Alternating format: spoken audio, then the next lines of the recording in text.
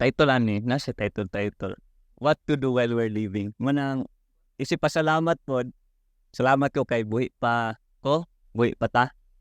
Kay aduna ko opportunity to do the things that I believe na ipabuhat sa Ginoo sa puha. Muna magsugod ta sa harsh nga pangutana, harsh gyud.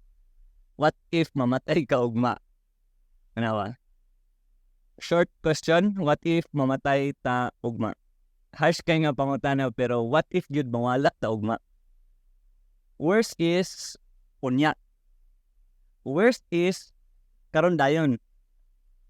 Yay. Sugot ka ta? Of course, wala man gyud tay mabuhat pero kung ikaw pagbuton, kanusta ka gusto mamatay? Kaya ako sa una kong ipangutana ni gusto unta na mamatay ka ng time bitaw nga tigulang na, ideal kay nga kamatayan ba? Kanang nabuhat na nako ang tanan akong gusto buhaton.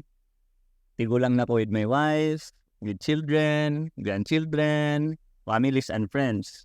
Kanang maka-influensya kog daghan na kayo nga tawo through public speaking engagements, through nabako school or training center, kanang makapuyo ko sa bukid, living a simple life, na negosyo nga asensado. Wala yung tubag kung ipangutana ko sa una ani nga pangutana. Pero how about kamo? Kung saan inyong gusto may tabo, ay mo mamatay o mahanaw ning kalibutan. Na kung dili to mahitabo, makayon ka, dili sa po pwede mamatay. Diba? Ang pangutana, would lagi ani, makabuot magid ka ta. What is mamatay lang tagkalit, pwede ka tamuangyo kang Lord nga, Lord, napaon milaag sa akong pamilya next week. Napa akong negosyo. Sayang ang income ato karon, milyon ra ba to? Lord, sayang kayo, ay kami nakasal sa ako ang giminyuan. Wala kami anak. Lord, mag-birthday pa po ugma. Excited na ba kayo mi? Lord, please. Kunya ang pangutana, pwede ba lagi ka na? I hope so. Pwede ra, pero murag malabo man ba? Wala pa ko'y na-meet nga tao nga nakatagna sa iyang kamatayon with all the date, time, and cause of death. O kanang tao nga patay na unta pero nabuhi utro kay nahangyo niyang Ginoo. Kamo kaha na ba? Ngano di tuod mga hanaw ta? So, this talk or message is inspired gikan sa Isaiah 40 wherein nagingon dia tanang mga tawo sama sa sagbot ug ang ilang pagkain nila sama sa bulak sa kaumahan. Ang sagbot malaya ug ang iyang bulak mga hulog tungod kay huypon kini sa hangin nga ipadala sa Ginoo. Ang sagbot malaya ug ang iyang bulak mga hulog apan ang pulong sa atong Dios magpadayon hangtod sa kangturan. So I would like to ask Jenny to read it. Kay basin gusto mong English. A voice says, cry out, and I said, what shall I cry?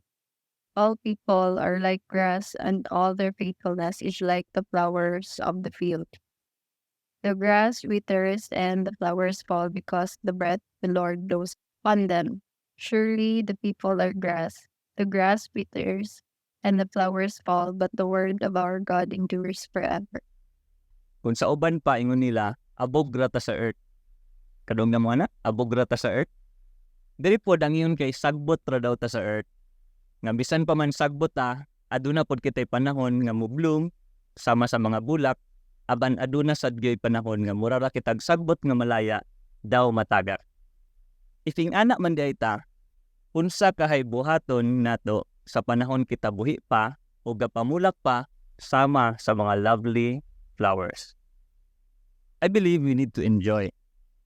Do what you need to do what you want to do. Just make sure nga matarong ang imong gabuhaton. Kay unsa ganitong ingon sa 1 Corinthians chapter 10 verse 23. Some of you say, we can do whatever we want to. But I tell you, not everything may be good or helpful. So we need to do what we need to do or what we want to do. Pero at least aware ta na everything is permissible but not everything is beneficial. So do what needs to be done. Dili sa tanang panahon blooming ang bulak sa tanom. Panapanahon na siya. Adunay seasons. Kita usab, adunay panahon sa pagkabata, adunay panahon sa pagkadalaga, ug pagkaulitaw. Adunay panahon sa pagskwela, pagtrabaho, pagtukod og pamilya, adunay panahon sa pagkatiguang, adunay panahon sa pagkahimsog, adunay panahon sa pagsakit, adunay panahon sa kalisod, adunay panahon sa kamatayon, adunay panahon ang tanan. Di ba mausab kini ang ingon diya sa Ecclesiastes chapter 3 verses 1 to 8. Everything on earth has its own time and its own season. There is a time for birth and death, planting and reaping, for killing and healing, destroying and building, for crying and laughing, weeping and dancing, for throwing stones and gathering stones, embracing and parting. There is a time for finding and losing, keeping and giving, for tearing and sewing, listening and speaking. There is also a time for love and hate, for war and peace. In these verses, giingon, there is a time for everything. I'll proceed to the last. Ngayon pa rin, may panahon sa pagigugma, may panahon sa pagkasilag, may panahon sa kagubot, o may panahon sa kalinaw. To summarize it, adunay panahon ang tanan. Busa, kung sa panahon karon gitugutan pa kitag maayong panglawas o maayong pangunahuna, unsa kahay maayong buhaton. Adunay daghang mabutang suggestions gikan sa Biblia. Basahon nato ang pipila. Philippians chapter 1 verse 21. If I live, it will be for Christ, and if I die, I will gain even more. Ini nga bersikulo ga-encourage ka natong mga magtotoo na magkinabuhi o kinabuhing nakasentro kan Kristo ug sa pagpangita sa purpose ug meaning sa atong kinabuhi diya sa iya. Ginalarawan ang importansya sa pagkinabuhi sa kinabuhi nga ga-reflect sa atong pagtuo o pagsalig diya kan Kristo. Matud pod sa Micah chapter 6 verse 8. The Lord God has told us what is right and what He demands. See that justice is done. Let mercy be your first concern, and humbly obey your God. Ini nga bersikulo nag-encourage pod ka nato sa pagkinabuhi nga mataro. Nagapakitag kaluoy nga to sa uban ug pagkinabuhi nga mapainumsanon diya sa Dios. Another one, Colossians chapter 3 verse 17. Whatever you say or do should be done in the name of the Lord Jesus, as you give thanks to God the Father because of Him. Kini naghatag og tambag kanato nga tanan daw natong buhaton nato sa pamaagi nga makapasidungog ug maangayan sa Ginoo. Nga samtang kita buhi, makita unta sa uban ang atuang kinabuhi ang pagtuo diha kang Hesukristo. So, matud pod sa Philippians chapter 4:8. Finally, my friends, keep your minds on whatever is true, pure, right, holy, friendly, and proper.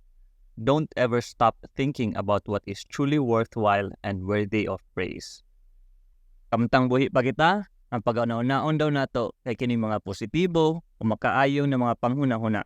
Kay nga naman, kung unsa na sa atong hunahuna, mo-reflect ka na sa ato ang mga minumatan. Second to the last, Ecclesiastes chapter 9 verse 10. Work hard at whatever you do. You will soon go to the world of the dead, where no one works or thinks or reasons or even knows anything. Diri gina-emphasize ang importansya sa pagkugi ug pag-excel sa kung unsay ginapabuhat sa atoa o kung unsa may oportunidad nga atong matagbo sa atoang kinabuhi.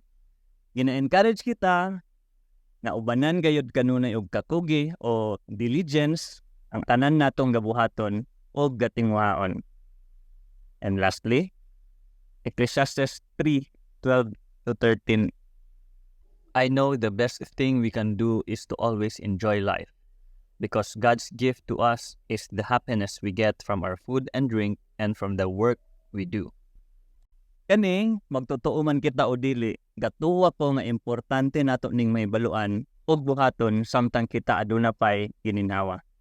Nga part sa living a life to the fullest kay ang pagpangita og kalipay o kaharuhay sa ato ang ginatrabaho o ginabuhat adlaw-adlaw. Rejoice in our toil. Kay ngano daw? Kini daw mga gasa gikan sa Dios.